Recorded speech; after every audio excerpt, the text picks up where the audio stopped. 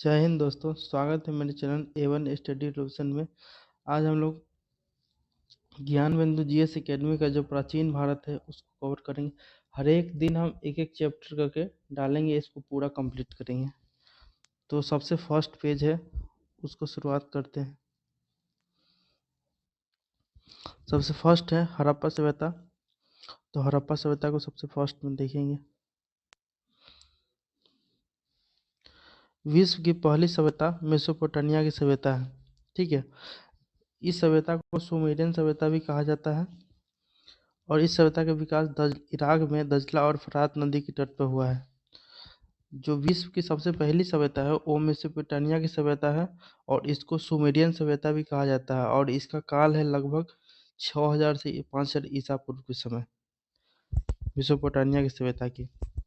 अब विश्व की दूसरी सभ्यता मिस्र की सभ्यता है और इसका जो विकास हुआ है नील नदी के किनारे पे हुआ है। कहाँ पे हुआ है? नील नदी के किनारे पे और मिस्र में हुआ है।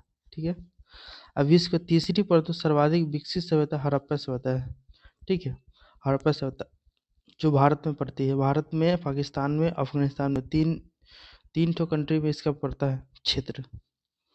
हड़प्पा के समकालीन जो सभ्यता चल रहा था उस समय मेसोपोटामिया की सभ्यता भी थी, समकालीन ही है। उस समय लगभग थोड़ा मोड़ा अंतर हो सकता है। और मिस्र की सभ्यता है और चीन की सभ्यता है। मिस्र की सभ्यता जो है आपको नील नदी के तट पे और चीन की सभ्यता है जो हांगो नदी के तट पे है।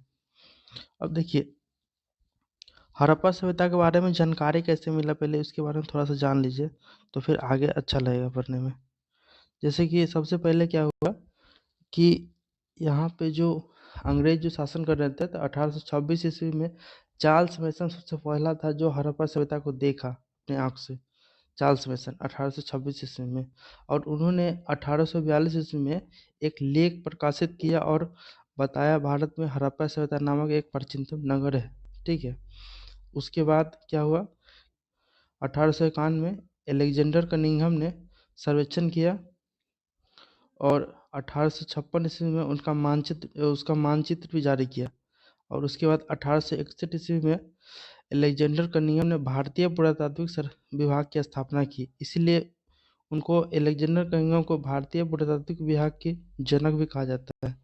ठीक है, और उसके बाद फिर 1899 से 1905 में लॉर्ड कर्जन का कालखंड है जो वायसराय थे। तो उन्होंने 1904 में आदेश दिया कि उन्होंने सर्वेक्षण की आदेश दिया कि भारतीय पुरातत्व सर्वेक्षण विभाग के आदेश दिया कि भारत के जितने भी प्राचीनतम स्थल है या दुर्ग है या स्मारक है या संरक्षण जो भी है तो उसको सर्वेक्षण किया जाए और उसको बताया जाए कि खोजा जाए क्या क्या है।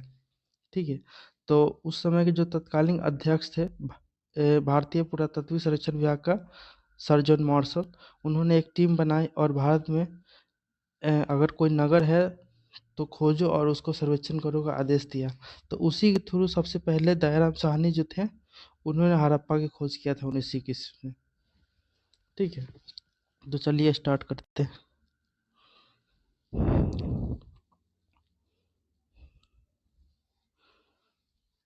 सर्वाधिक उपयुक्त नाम, सभी नामों में सबसे अधिक उपयोग में आने वाला नाम हड़प्पा सभ्यता है क्योंकि इस सभ्यता के अंदर सबसे पहले हड़प्पा नामक स्थल का उत्खनन किया गया था।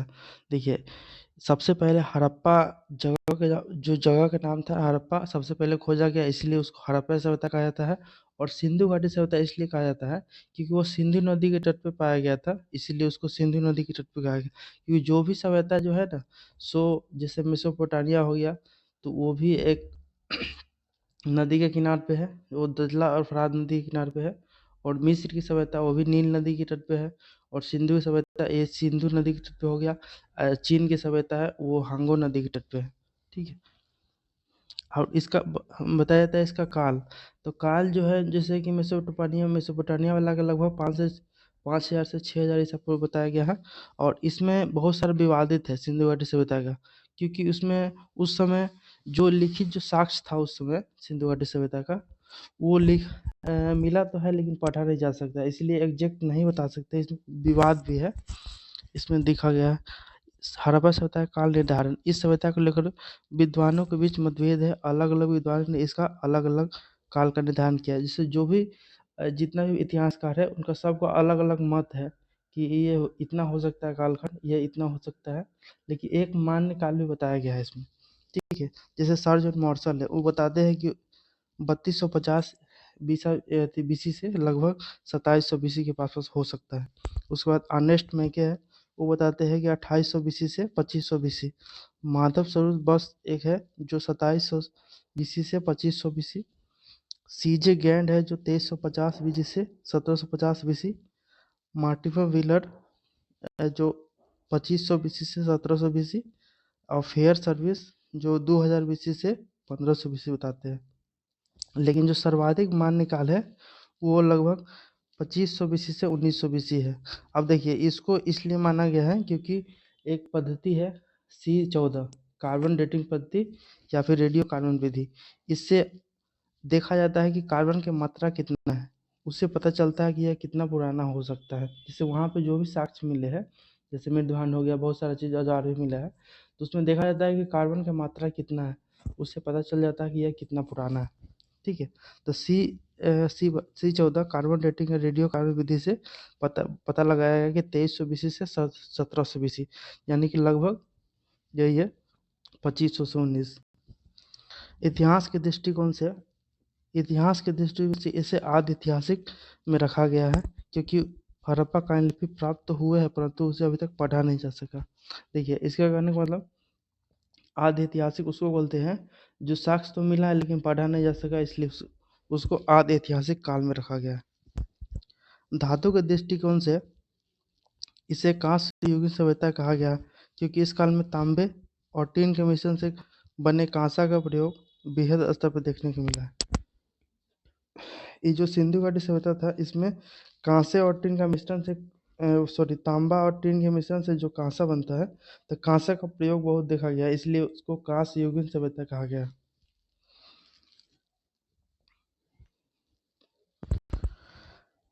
खोजकर्ता हड़प्पा की खोज 1826 में चार्ल्स मैसन व्यक्ति ने किया था, वो आपको हम पहले बताए थे। उसको चार्ल्स मैसन ने सबसे फर्स्ट बार देखा था हड़प्पा को 1826 में। फिर उसके बाद 1823 में ब्रिटिश अभियंता एलेक्जेंडर कनिंघम ने हड़प्पा संस्कृति की मोहर देखी और मोहर के ऊपर वृषभ और कुल 6 अक्षर अंकित है। उन्होंने मोहर नहीं समझा, मोहर के ऊपर कुल 6 अक्षर थे, उन्होंने मोहर को देखा लेकिन मोहर को समझा नहीं कि ये क्या हो सकता है। और हड़प्पा सभ्यता की खोज 1921 में भारतीय पुरातत्व सर्वेक्षण विभाग के महानिदेशक सर जॉन मार्शल के निर्देश से राय बहादुर साहनी ने किया था। अब देखिए इसका भौगोलिक विस्तार। अब इसका भौगोलिक विस्तार है जैसे कि आपको कश्मीर से लेकर, जैसे कि इसका भौगोलिक विस्तार जैसे इस भारत में भी पाया गया है, पाकिस्तान में भी, और क्या बोलते हैं थोड़ा सा कुछ हिस्सा अफगानिस्तान में भी है। तो भारत में जो है जैसे एक जगह है कश्मीर में, जम्मू कश्मीर में मांडा, वो जो मांडा से लेकर इधर महाराष्ट्र तक है, महाराष्ट्र का दैमाबाद तक है। और इधर पूरब में आपको आलमगीरपुर उत्तर प्रदेश से स्टार्टिंग है, आलमगीरपुर में भी पाया गया है वहाँ के साक्ष्य, सिंधु घाटी सभ्यता के साक्ष्य। तो गिरपुर से उधर पश्चिम में चला जाए तो पाकिस्तान में चला जाता है बालूचिस्तान तक। ठीक है, तो इसका भौगोलिक विस्तार वर्तमान समय में 3 देश जैसे भारत, पाकिस्तान, अफगानिस्तान में देखने को मिलता है।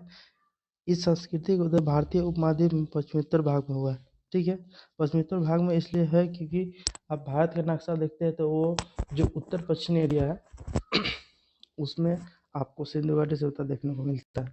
पाकिस्तान में 3 से जगह जैसे पंजाब, सिंध और बलूचिस्तान में।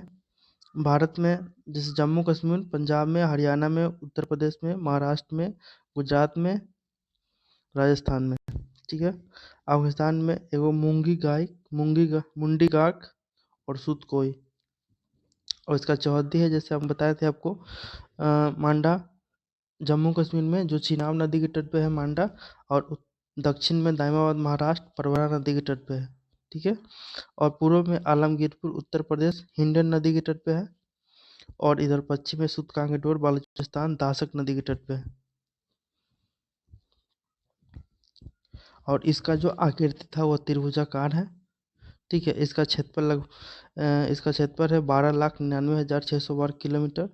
हड़प्पा सभ्यता का क्षेत्रफल वर्तमान के पाकिस्तान से बड़ा तो है, ही। प्राचीन मिस्र और मेसोपोटामिया से भी बड़ा था। हड़प्पा सभ्यता का जो क्षेत्रफल है, इसका कहने का मतलब है जो पाकिस्तान का जितना क्षेत्रफल उससे बड़ा तो है, लेकिन मिस्र चीन का जो प्राचीन मिस्र की सभ्यता और मेसोपोटामिया की सभ्यता से भी बड़ा है। तीसरी और दूसरी शताब्दी ईसा पूर्व में विश्व की सबसे बड़ा सभ्यता हड़प्पा सभ्यता था क्षेत्रफल के अनुसार। हड़प्पा सभ्यता अब तक इस महादेश इस उपमहादेश में हड़प्पा संस्कृति लगभग 2800 स्थलों का पता लगा चुका है, जिसमें केवल 6 स्थल सर्वाधिक विकसित अवस्था में पाए गए। जिन नगर की संख्या दी गई है निम्न है। जैसे कहने का मतलब हड़प्पा सभ्यता के लगभग कुल 2800 स्थलों का खोज हो चुका है, जिसमें 6 गो बड़ा शहर है। ठीक है, 6 गो को बड़ा शहर की संज्ञा दिया गया है।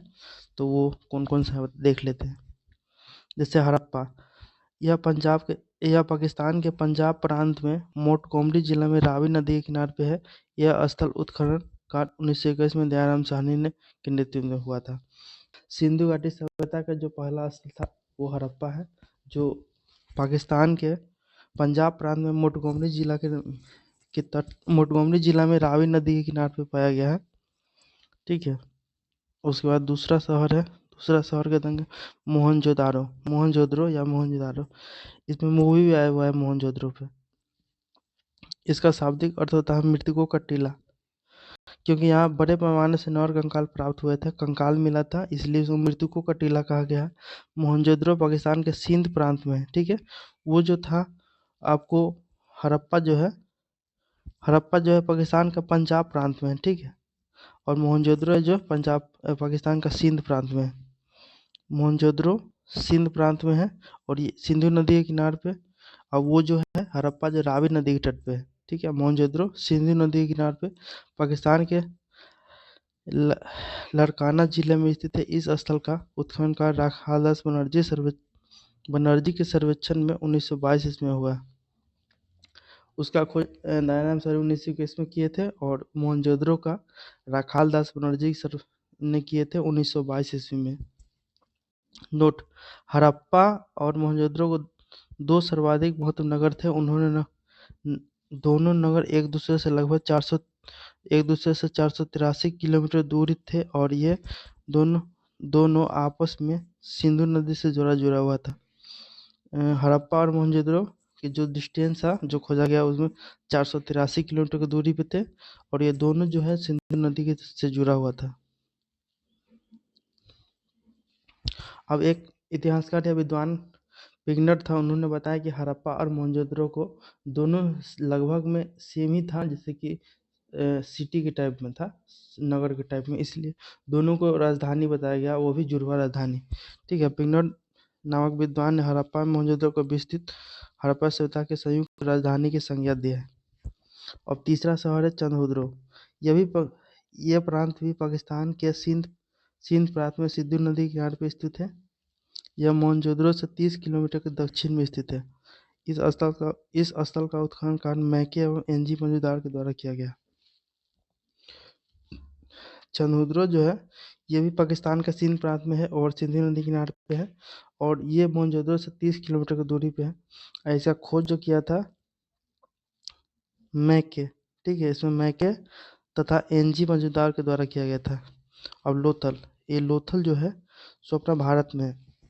लोथल जो भारत के गुजरात में पड़ता है, ये भारत के गुजरात प्रांत में भोगवा नदी के किनारे पे है। लोथल जो है से भोगवा नदी के तट पे है। इसका उत्खनन का रंगनाथ राव ने के सर्वेक्षण में किया गया। 5वां शहर है कालीबंगा। इसका शाब्दिक अर्थ काले रंग की चूड़िया होता है। यह राजस्थान के हनुमानगढ़ जिले के घग्गर नदी के किनारे पर स्थित है। इसका उत्खनन कार्य अमलानंद घोष, बीवी लाल तथा बीके थापर के नेतृत्व में हुआ है। कालीबंगा जो है जो राजस्थान में है, राजस्थान का हनुमानगढ़ जिले में पड़ता है। ठीक। और वो घग्गर नदी के तट पे है कालीबंगन। और उसके बाद छठा शहर है बनवाली। यह हरियाणा के हिसार जिले में रंगोई नदी के तट पे है। इसका उत्खनन रविंदर सिंह बिष्ट के द्वारा किया गया था। हड़प्पा सभ्यता सबसे बड़ा स्थल मोहनजोदड़ो, जबकि भारत में इस सभ्यता की सबसे बड़ा स्थल राखी गढ़ी है। हड़प्पा सभ्यता का सबसे बड़ा स्थल मोहनजोदड़ो है जो पाकिस्तान में है, लेकिन भारत में इस सभ्यता का सबसे बड़ा स्थल राखी गढ़ी है जो हरियाणा के घग्गर नदी के तट पर स्थित है। हड़प्पा सभ्यता से संबंधित सर्वाधिक पुरास्थल गुजरात में मिले हैं, जैसे कि लोथल, रंगपुर, रोजदी, सुतकरदा, धोलावीरा आदि। ये जो भी है सब आपको गुजरात से मिला। हड़प्पा को प्रारूप स्थल कहा जाता है क्योंकि यहीं से उत्खनन से प्राप्त वस्तुओं के आधार मानकर अल अल स्थलों को हड़प्पा काल में होने की संज्ञा दी गई। हड़प्पा को प्रारूप स्थल कहा जाता है क्योंकि यहीं से जितना भी वहां से जो भी उत्खनन चीज जो प्राप्त हुआ है उत्खनन करके, तो उसी को आधार मानकर अल स्थलों का हड़प्पा काल में होने की संज्ञा दिया गया। पाक हड़प्पा हड़प्पापुर जैसे कौन कौन सा है? कालीबंगा, बनवाली और उन्नत हड़प्पा संस्कृति है हड़प्पा, मोहनजोदड़ो, चंद्रपुर, लोथल, कालीबंगा, बनवाली, सुतकाकीडोर और सुतकोट्टा। उत्तर हड़प्पा, रंगपुर और रोजदी।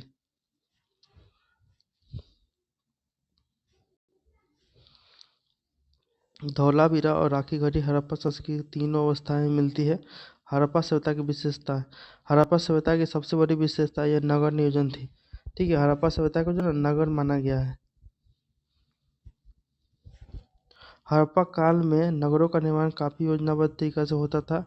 पहला पश्चिमी भाग जो समानता ऊंचा होता था, जिसमें राजा, महाराजा तथा शासक वर्ग लोग रहते थे। दूसरा पूर्वी भाग जो नीचा होता था, इसमें आम जनता निवास करती थी। हड़प्पा काल का जो नगर नियोजन था काफ़ी योजनाबद्ध तरीका से था। उसका जो पश्चिमी भाग था जो सामान्यतः ऊंचा रहता था, जिसमें उसमें वहाँ के जो उस समय के जो राजा थे वो निवास करते थे और शासक वर्ग के लोग रहते थे। और दूसरा जो था पूर्वी भाग, उसमें नीचा होता था थोड़ा सा, नहीं उसमें आम जनता लोग निवास करती थी। पश्चिमी भाग शासक वर्ग और पूर्वी भाग आम जनता के लिए। ठीक है, समानतः पूर्वी एवं पश्चिम भागों के अलग अलग किलाबंदी होती थी। दोनों भाग को अलग अलग किलाबंदी किया जाता था। हालांकि कालीबंगा में जो जगह है वहाँ पे दोनों को एक ही किलाबंदी के विवरण मिले हैं। ठीक है, और जितना भी शहर है उसमें अलग अलग किलाबंदी पाया गया है, लेकिन जो कालीबंगा है वहाँ पे राजा के लिए और राजा के लिए, राजा महाराजा के लिए या फिर आम जनता के लिए एक ही टाइप का किलाबंदी किया गया है कालीबंगा में। धौलावीरा से त्रिस्तरीय नगर का प्रमाण मिला है। जैसे वो दोनों में तो दो ही था, एक राजा वर्ग के लिए और एक तो आम जनता के लिए, लेकिन धौलावीरा से जो त्रिस्तरीय नगर का प्रमाण मिला है, जैसे राजप्रसाद वाला क्षेत्र राजा के लिए था और मध्यवर्ती जो था नगर था वो व्यापारी वर्ग के लिए था और सबसे निचला अर्थ आम जनता के लिए था। धौलावीरा में 3 एरिया मिला है, जो एक तो राजा के लिए था, एक तो व्यापारी पर जो व्यापार करते थे उनके लिए, और तीसरा आम जनता के लिए। हड़प्पा सभ्यता के अंतर्गत मकान या घर पक्की ईंट से निर्मित होता था। ठीक है, हड़प्पा काल के सड़कें एक दूसरे को समकोण पे काटते थे। जैसे कि ऐसे चल रहा है ऐसे काट दिए थे समकोण पे, डायरेक्ट ऐसे गोल नहीं था, डायरेक्ट समकोण पे काटते थे। ठीक है, समकोण को काटते हुए आगे को बढ़ती जिससे पूरा नगर चौकोर अर्थात चेस बोर्ड की भांति दिखाई पड़ता था। उस सड़क 3 प्रकार की पाई गई है, वो चेस बोर्ड की भांति उसका नगर पाया गया है, इस तरह से चौकोर टाइप का। सबसे चौड़ी सड़क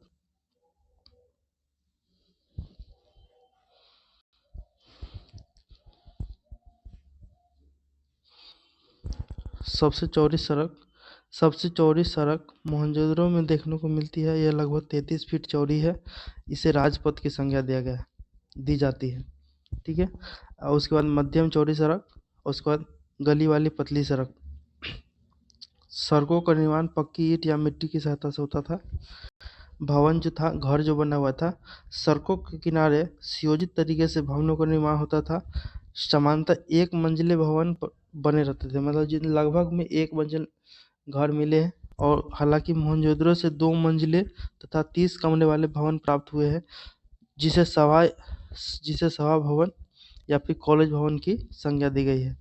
मोहनजोदड़ो से एक 30 कमरे वाला भवन प्राप्त किया गया है, जिसे सभा भवन या फिर कॉलेज भवन की संज्ञा उसको दिया गया है कि हो सकता है उस समय सभा भवन होगा या फिर कॉलेज वॉलेज होगा पढ़ने के लिए। इस काल की भवन इस काल में भवन की जुराई इंग्लिश बॉन्ड पत्ती या ग्रीड पत्ती के आधार पर होता था। इस काल में जो भवन के जुराई था उस समय घरों का, तो वो इसमें दिया गया है कि इंग्लिश बॉन्ड पत्ती या ग्रीड पत्ती के आधार पर होता था। भवन का दरवाजा मुख्य सड़क की ओर नहीं खोलकर गली की ओर खुलती थी। प्रायः सफाई और सुरक्षा का ध्यान में रखते हुए इसका प्रबंध किया जाता था। अपवाद स्वरूप लोथल नगर के दरवाजे मुख्य सड़क की ओर खुलता था। कहने का मतलब, जो हड़प्पा सभ्यता के जो घर था, तो उस समय दरवाजा जो था ना सड़क के किनारे नहीं खोलकर घर के घर के पीछे खुलता था, खोलकर गली की ओर खुलता था, यानी पीछे खुलता था, और साफ सफाई की सुरक्षा को ध्यान रखते हुए इसका प्रबंध किया गया था। हो सकता है उस समय का किस तरह का सोच हो, नहीं पता, क्योंकि उसमें तो पढ़ा ही नहीं गया है, तो बता नहीं सकते हैं। और अपवाद में जो लोथल जो है गुजरात में, वहाँ पे जो घर जो था ना उसका जो गेट था वो सड़क के किनारे सड़क के सामने से खुला हुआ था। इस सभ्यता की सबसे बड़ी इमारत भवन या मोहनजोदड़ो से प्राप्त हुआ है। मोहनजोदड़ो से प्राप्त विशाल अन्नागार या धन्नागार या कोठागार, जिसकी लंबाई लगभग 45.71 मीटर और चौड़ाई है इसका 15.23 मीटर, यानी कि जो अन्नागार, जिसे अभी के हिसाब से कैसे उसको बोलते हैं, कोल्ड स्टोर, जो मतलब कोई भी स्टोर सामान से रखने के लिए, तो उसके लिए अन्नागार की व्यवस्था उस समय भी किया गया था, जो 45 मीटर उसका लंबाई था और 15 मीटर के आसपास चौड़ाई था। इस सभ्यता का सबसे महत्वपूर्ण सार्वजनिक स्थल मोहनजोदड़ो से प्राप्त हुआ है, जो विशाल स्नानागार यह और इसकी जो लंबाई है 11.88 मीटर और चौड़ाई 7.1 मीटर और 2.43 मीटर गहराई है 2.43 मीटर गहराई है। बताया जाता है कि यह विशाल स्नानागार धर्मानुष्ठान संबंधी स्थान के लिए बना होगा, जो भारत के हर धर्म के आवश्यक होता है। हड़प्पा सभ्यता की एक प्रमुख विशेषता उसकी जल निकासी प्रणाली थी। मोहनजोदड़ो की जल निकासी प्रणाली अद्भुत थी। कालीबंगा के अनेक घरों में अपने कुएं पाए गए थे। कालीबंगा के अनेक घरों में अपने अपने कुएं पाए गए हैं, ठीक है, पानी पीने के लिए। एक उन्नत जल प्रबंधन व्यवस्था का साक्ष्य धौलावीरा से भी प्राप्त हुआ है। हड़प्पा सभ्यता के निर्माता। इस हड़प्पा के निर्माताओं के निदान का महत्वपूर्ण स्रोत उत्खनन से प्राप्त मानव कंकाल है। इस हड़प्पा के निर्माण के निदान का महत्वपूर्ण स्रोत उत्खनन से प्राप्त मानव कंकाल है। इस सबसे अधिक कंकाल मोहनजोदड़ो से प्राप्त हुए हैं। इनका परीक्षण से यह निर्धारण हुआ कि सिंधु सभ्यता के 4 प्रजातियां के लोग निवास करती है। जैसे एक तो भूमध्य सागरीय, दूसरा प्रोटो स्टेलॉयड, तीसरा अल्पाइन और चौथा मंगलाइड। जो सबसे ज़्यादा भूमध्य सागरीय प्रजाति के लोग पाए गए हैं सिंधु घाटी सभ्यता में। सबसे प्रिय देवता भगवान शिव थे, आदि शिव या फिर शिव कह सकते हैं, भगवान शिव। सबसे प्रिय पशु एक सिंगी बैल या फिर बसहा बैल। सबसे आदरणीय पक्षी फाख्ता पक्षी। सबसे आदरणीय वृक्ष पीपल। सबसे आदरणीय नदी सिंधु।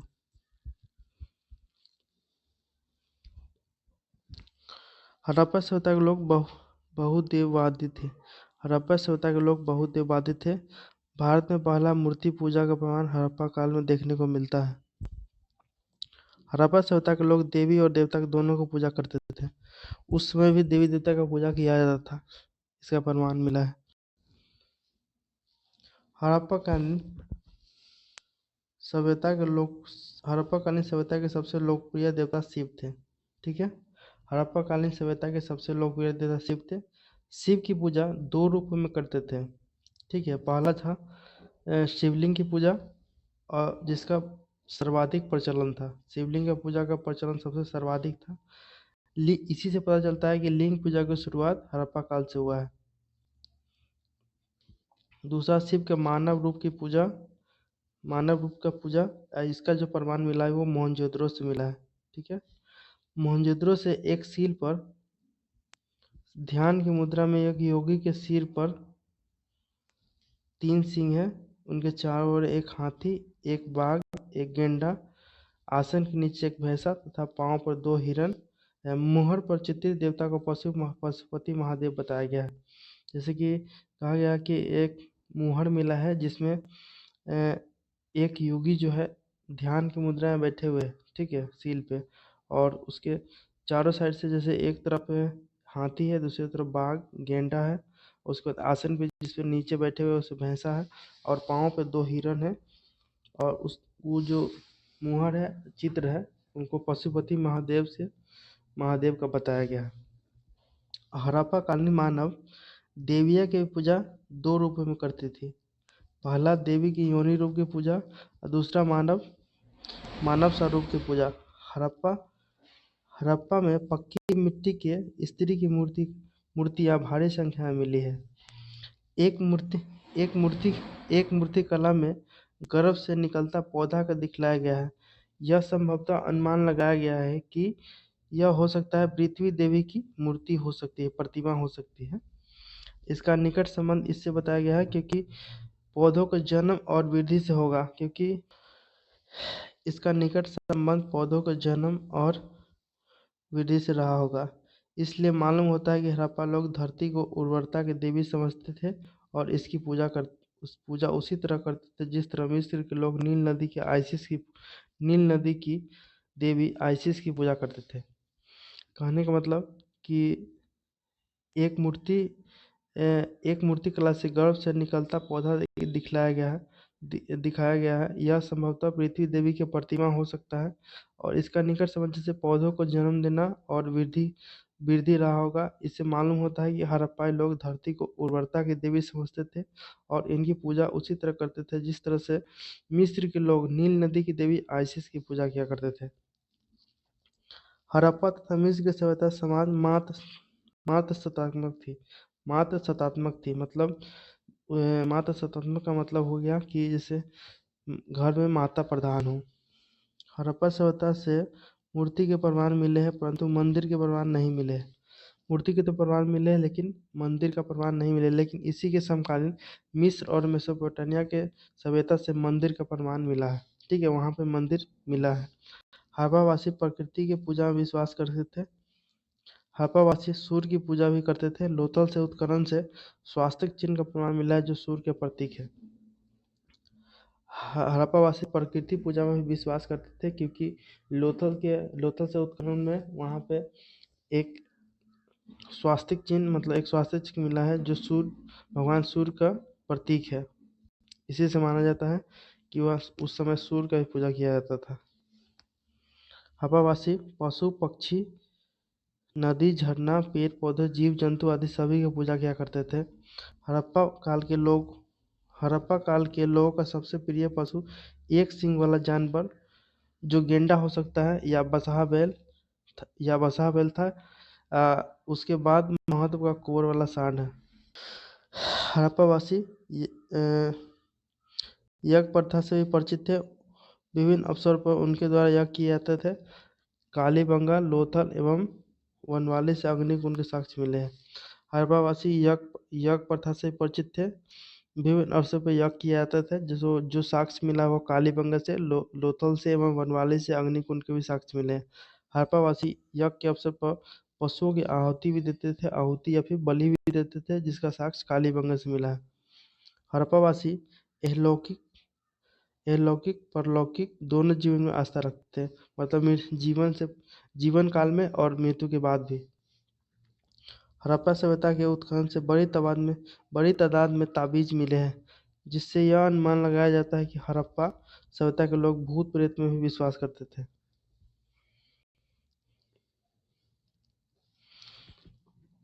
अब हड़प्पा सभ्यता के आर्थिक जीवन कैसा था? हड़प्पा सभ्यता एक नगरीय सभ्यता थी। भारत में नगरीकरण का पहला साक्ष्य हड़प्पा काल में एक संपन्न कृषि व्यवस्था, पशुपालन, उद्योग धंधा तथा व्यापार वाणिज्य का विवरण मिलता है। हड़प्पा काल में जो था कि एक नगरीय व्यवस्था था ही, प्लस उसमें एक संपन्न कृषि की व्यवस्था था, मतलब संपन्न कृषि व्यवस्था था उस समय। उस समय पशुपालन भी किया जाता था, उस समय उद्योग धंधा भी किया जाता था और व्यापार भी किया जाता था। और कृषि में हड़प्पा काल के में कृषि व्यवस्था विकसित अवस्था में थी। इस समय अधिशेष उत्पादन का विवरण मिलता है। हड़प्पा सभ्यता के लोग गेहूं, जौ, राई, मटर, चावल, कपास, तिल, सरसों आदि फसलों से अवगत थे। कपास में सबसे पहले कपास का उत्पादन करने का श्रेय सिंधु घाटी सभ्यता के लोगों को है। चूंकि कपास का उत्पादन सबसे पहले सिंधु क्षेत्र में ही हुआ, इसलिए यूनान के लोग इसे सिंडन कहने लगे, जो सिंधु शब्द से निकला है। जौ। इस सभ्यता के लोग दो किस्म की जौ उगाते थे। एक तो बढ़िया उन्नत कोटि के जौ का प्रमाण बनवाली से मिला है। इस सभ्यता के लोग दो किस्म की जौ उगाते थे, जिसमें बढ़िया उन्नत किस्म का जो जौ था, जौ का प्रमाण जो बनवाली, जो अपना हरियाणा में है, वहाँ से मिला है। और चावल के साक्ष्य लोथल से प्राप्त हुआ है। गुजरात के रंगपुर में धान की भूसी का प्रमाण मिला है। चावल के साक्ष्य लोथल से और धान का भूसी के साथ गुजरात के रंगपुर से मिला है। हड़प्पा, मोहनजोदड़ो तथा कालीबंगन से अनाज के बड़े बड़े कोठारों का प्रमाण मिला है, जिसमें यह अनुमान लगाया जाता है कि किसानों से राजस्व लिया जाता था। उस समय जो राजा महाराजा थे जो गोदाम बनवा के रखते थे और किसानों से टैक्स के रूप में या फिर कर के रूप में राजस्व लिया जाता था, क्योंकि वहाँ से ना हड़प्पा, मोहनजोदड़ो और कालीबंगन से बड़े बड़े गोदाम मिले हैं, जिसको कोठारों बोल सकते हैं। हड़प्पावासी दो फसल एक साथ उगाने की कला से परिचित थे। इसका साक्ष्य कालीबंगन से मिला है, जहाँ एक समय एक ही खेत में चना सरसों उपजाने का विवरण मिला है। हड़प्पावासी एक साथ दो फसल उगाने से भी परिचित थे। उस समय चना और सरसों एक साथ उगाते थे। कालीबंगन से जीते हुए खेत के साक्ष्य मिले हैं। बनवाली से हल का प्रमाण मिला है। हल में तांबा, पीतल, लकड़ी, पत्थर आदि का फाल का प्रयोग किया जाता था। हड़प्पा सभ्यता की मुख्य फसल गेहूं और जौ थी। हड़प्पावासी रागी मरुआ से परिचित नहीं थे। रागी मतलब मरुआ से परिचित नहीं थे। अब उस समय का पशुपालन कैसा था? कृषि पर निर्भर होते हुए भी हड़प्पा लोग बहुत सारे पशु पालते थे, जैसे गाय, भैंस, बैल, बकरी और सूअर पालते थे। ये लोग कुत्ता, बिल्ली भी पालते थे। इन दोनों के पैरों के निशान मिले हैं। वे गधे और ऊँट भी रखते थे, शायद इसे ढोने का काम में उपयोग किया जाता था। कहने का मतलब उस समय हड़प्पा के लोग पशु भी पालते थे, जिसमें गाय, भैंस, बैल, बकरी और सूअर को पालते थे, और कुत्ता बिल्ली को भी पालते थे, क्योंकि उससे परिचित थे। उन दोनों को पैर का निशान मिले हैं, और गधे, ऊँट भी रखते थे। और ये जो होता शायद सामान को ढोने का काम में प्रयोग किया जाता था। हड़प्पाई लोगों को हाथी और गेंडे का भी ज्ञान था। खास तौर पर गुजरात में बसे लोग हाथी पालते थे। घोड़ा। गुजरात के सुतकोटा से घोड़े का हड्डी प्राप्त हुआ है। इसके अलावा मोहनजोदड़ो और लोथल से घोड़े की मिट्टी की बनी हुई और आग में पकी हुई मूर्ति प्राप्त हुई, जिसे टेराकोटा कहा जाता है। लेकिन ये तथ्य अभी विवादित है। उद्योग धंधा। हड़प्पा काल में विभिन्न प्रकार के उद्योग धंधे का प्रचलन था, जैसे मृदभान मतलब मिट्टी के बर्तन उद्योग, वस्त्र निर्माण उद्योग, धातु उद्योग आदि हड़प्पावासी परिचित थे। हड़प्पा सभ्यता के उत्खनन में दो प्रकार से मृदभान प्राप्त हुए हैं। एक ठो गेरुआ रंग का मृदभान, दूसरा लाल एवं काले रंग का मृदभान। लोथल से एक चित्रित विद्वान मिला है जिसे कौवा और लोमड़ी का चित्र बनाया गया है। इसमें स्पष्ट होता है कि विष्णु शर्मा की रचना पंचतत्व की कहानी से हड़प्पावासी परिचित थे। हड़प्पा काल में वस्त्र निर्माण उद्योग का प्रचलन था। मोहनजोदड़ो के उत्खनन से सूती वस्त्र का एक टुकड़ा का साक्ष्य मिला है। हड़प्पावासी वस्त्र की सिलाई, रंगाई, छपाई आदि कला से परिचित थे, उन्होंने जिसका प्रमाण धौलावीरा से मिला है। हड़प्पावासी लोहा से परिचित नहीं थे। इसके अन्य जैसे सोना, चांदी, तांबा, टीन, कांसा इत्यादि से परिचित थे। भारत में लोहा का प्रचलन पहली बार 1000 ईसा पूर्व में आरंभ हुआ है, जो लगभग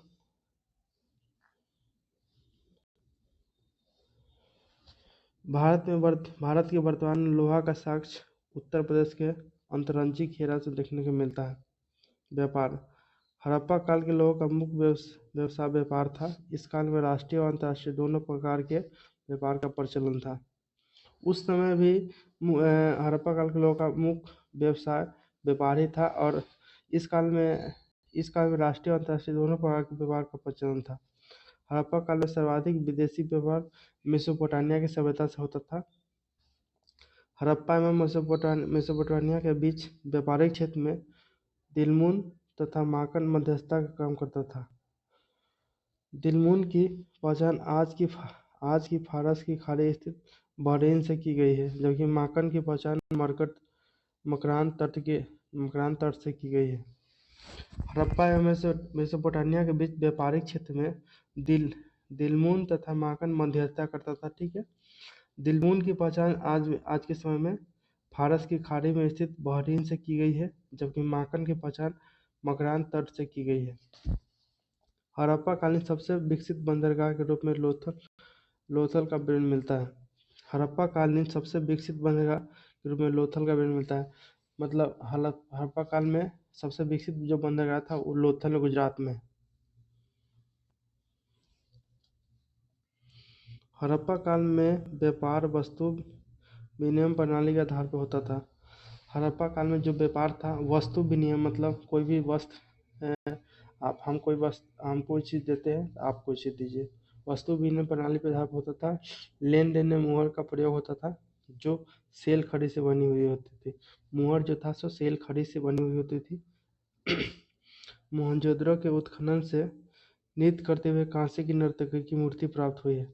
मोहनजोदड़ो के उत्खनन से नृत्य करते हुए कांसे की नर्तकी की मूर्ति प्राप्त हुई है, जो भ्रष्ट मोम तकनीक से बनी हुई है।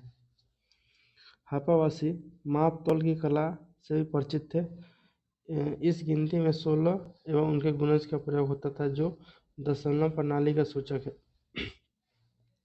हड़प्पावासी जो माप तौल करते थे वो 16 एवं उनके गुणज का प्रयोग करते थे, जैसे 16, 32, 64, 128, इस तरह से, जो दशमलव प्रणाली के सूचक है। लोथल से तराजू का पल्ला, जबकि मोहनजोदड़ो से बाट की प्राप्ति हुई है। लोथल से तराजू का पल्ला और मोहनजोदड़ो से उसका बटखारा की प्राप्ति हुई।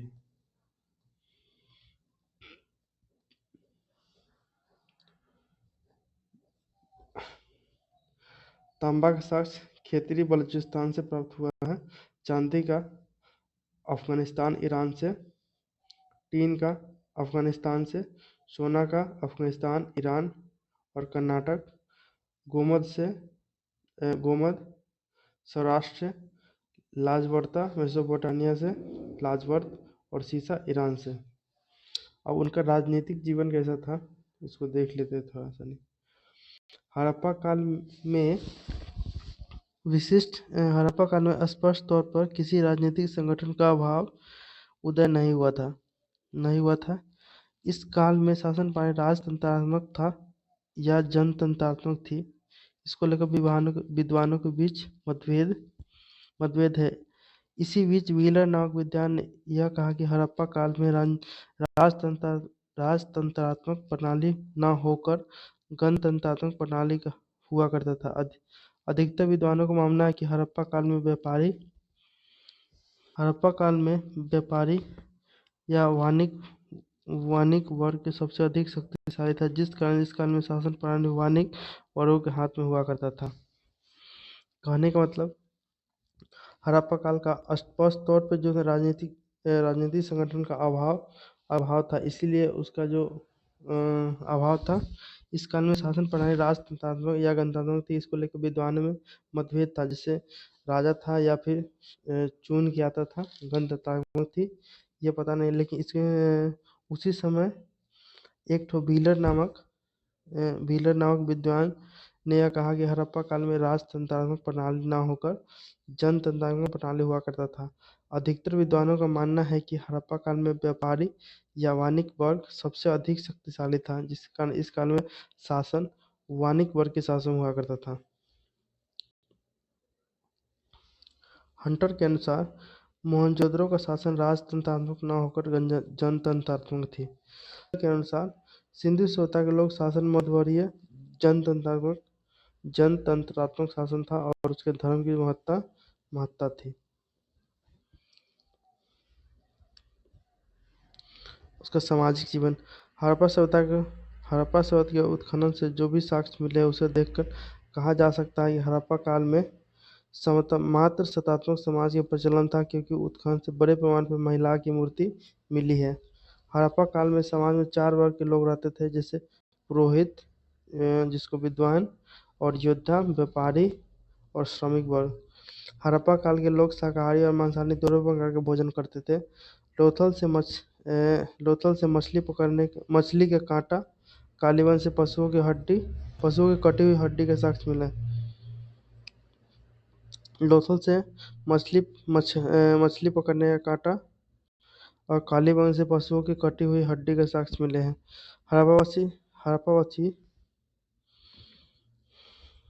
हड़प्पावासी साज सज्जा पर विशेष ध्यान देते थे। स्त्री और पुरुष दोनों आभूषण धारण करते थे।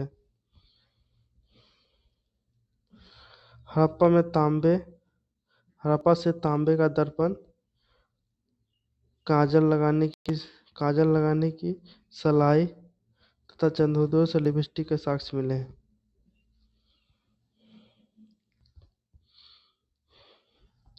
यहाँ लोग मनोरंजन के लिए चौपर या पासा खेलते थे। लोथल से शतरंज के साक्ष्य मिले हैं, जबकि हड़प्पा मोहनजोदड़ो से पासे के साक्ष्य मिले हैं। हड़प्पा काल में मृत्यु के बाद अंतिम संस्कार के 3 विधियों का प्रचलन था। पहला था पूर्ण समाधिकरण। इसके तहत संपूर्ण शव को भूमि में दफना दिया जाता था। यह विधि सबसे ज्यादा प्रचलित थी। आंशिक समाधिकरण, इसके अंतर्गत पशु पक्षियों के खाने के बाद बचे हुए शेष भाग को भूमि में दफना दिया जाता था। और तीसरा था दाह संस्कार। हड़प्पा के उत्खनन से एक अनोखी कब्रिस्तान प्राप्त हुआ, जिसे RH-37 कब्रिस्तान नाम दिया गया। लोथल से युगल समाधान का साक्ष्य मिला है। लोथल से युगल समाधान का साक्ष्य, युगल मतलब जोड़ी। रोपर से एक कब्र के भीतर मानव शरीर के साथ कुत्ते के शरीर के साक्ष्य मिला है। रोपर से एक कब्र के भीतर मानव शरीर के साथ कुत्ते का शरीर का भी साक्ष्य मिला है।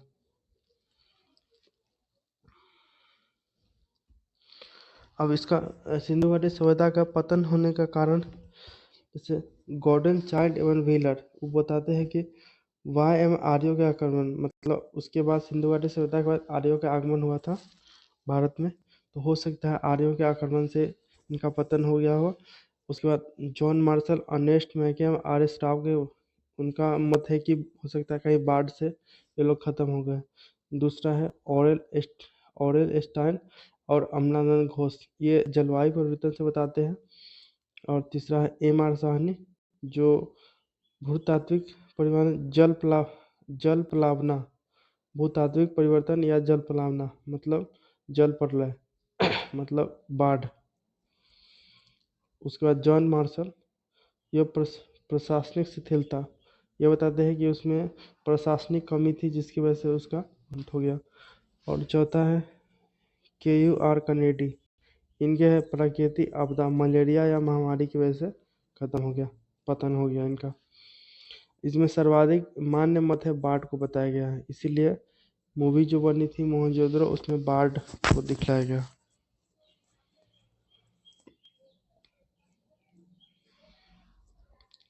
हाल ही में हुए उत्खनन से आईआईटी खड़गपुर को सिंधु घाटी सभ्यता से संबंधित कुछ प्रमाण मिले हैं। इस प्रमाण के आधार पर कहा जा रहा है कि इस सभ्यता का पतन अहम कारण जलवायु परिवर्तन को माना गया है। सिंधु सभ्यता स्थलों से प्राप्त अवशेष एवं वस्तु है, जैसे हड़प्पा से सावधान पेटिका, RH-37 कब्रिस्तान, शंख का बना बैल, पीतल का इक्का गाड़ी, स्त्री के गर्भ से निकलता हुआ पौधा, गेहूं एवं जौ के दाने, अन्नागार, स्वास्तिक चिन्ह एवं चक्र के साक्ष्य, तांबे का पैमाना इत्यादि मिला है। और मोहनजोदड़ो से बृहद स्नानागार, मारुति देवी की मूर्ति, कांसे की नर्तकी की मूर्ति, राजमुद्रांक मुद्रा पर अंकित पशुपतिनाथ की मूर्ति, सूती कपड़ा, हाथी का कपाल खंड, घोड़े के दांत एवं गीली मिट्टी के दिए के साक्ष्य मिले हैं। गले हुए तांबे के ढेर भी मिले हैं। सीपी की बनी हुई पटरी, कुंभकारे के 6 भट्टों का अवशेष तथा मिट्टी के तराजू, सबसे बड़ी ईंट का साक्ष्य, ये सब मोहनजोदड़ो से मिला है। उसके बाद चंद्रजोदड़ो से क्या क्या मिला है? अलंकृत हाथी, वक्राकार ईंट, कंघा मिला है, लिपस्टिक, मेकअप का सामान, 4 पहिए वाली गाड़ी, मनके, बिल्ली का पीछा करता हुआ कुत्ता, गुड़िया, शीशा आदि चंद्रजोदड़ो से मिला है। उसके बाद कालीबंगन से आयताकार 7 अग्निवेदिकाएं, जुते हुए खेत के साक्ष्य, कांच में मिट्टी की चूड़ियाँ, सिलवट्टा, सूती कपड़ों की छाप, मानिक एवं मनके, बेलनाकार मोहरे, मिट्टी के खिलौना तथा प्रतीकात्मक समाधि आदि मिली है। लोथल से बंदरगाह मिला है। उसके बाद धान चावल के साक्ष्य और बाजरे का साक्ष्य, फारस की मुहर, 3 युगल समाधियाँ, धान की भूसी, मनका के उद्योग के साक्ष्य, तांबे का कुत्ता, छोटा दिशा मापक यंत्र इत्यादि। सुटकुर्ता, घोड़े की अस्थियों और विशेष प्रकार का कब्रगाह, बनवाली से हल किया करने वाले मिट्टी के खिलौने, जो तांबे का प्रमाण नहीं मिले, जो तांबे का वनाग्र आदि।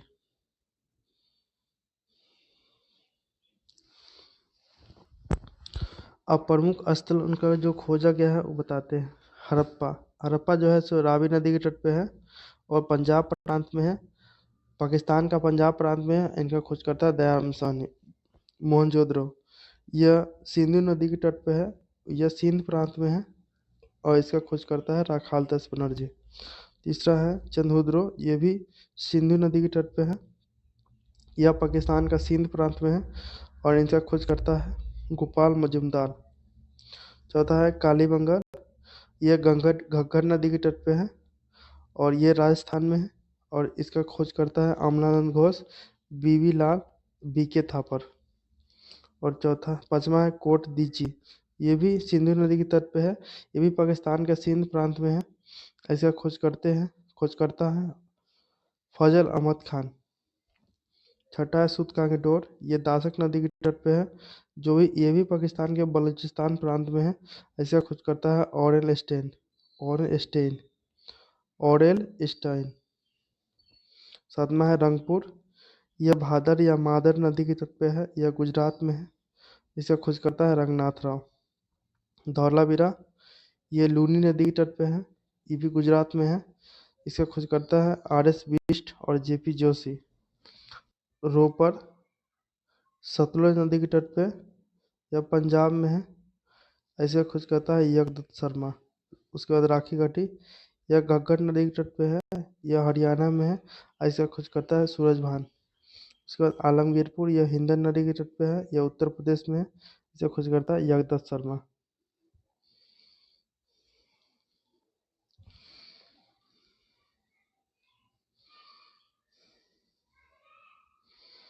अब हड़प्पा सभ्यता की लिपि।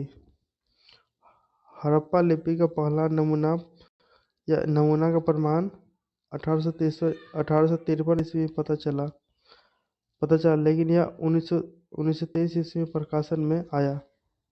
हड़प्पा लिपि का मूल चिन्ह 64 अक्षर 200 से 400। हड़प्पा लिपि का नामकरण विद्वानों के द्वारा किया गया। उन्होंने उनका नाम पिक्टोग्राफ, चित्रात्मक, भावचित्रात्मक। हड़प्पा लिपि दाएं से बाएं की ओर लिखा जाता है। हड़प्पा की जो लिखावट है जो दाएं से बाएं की तरफ लिखा जाता है। हड़प्पा लिपि का प्रमाण सबसे ज्यादा चित्र, यू आकार तथा मछली का चित्र देखने से मिलता है। हड़प्पा लिपि का प्रमाण सबसे ज्यादा चित्र, यू आकार तथा मछली का चित्र देखने से मिलता है। कुछ महत्वपूर्ण तथ्य। हड़प्पा सभ्यता के लोग शेर से परिचित नहीं थे। ठीक है। हड़प्पा सभ्यता के अंतर्गत एकमात्र स्टेडियम का पता धौलावीरा से लगा है। स्वतंत्र भारत का पहला उत्खनन स्थल रोपर है। यह वर्तमान भारत के पंजाब प्रांत में है। स्वतंत्र भारत का पहला उत्खनन स्थल रोपर है। यह वर्तमान भारत के पंजाब प्रांत में है स्थित है। मोहनजोदड़ो को नखलिस्तान का भाग बताया गया है।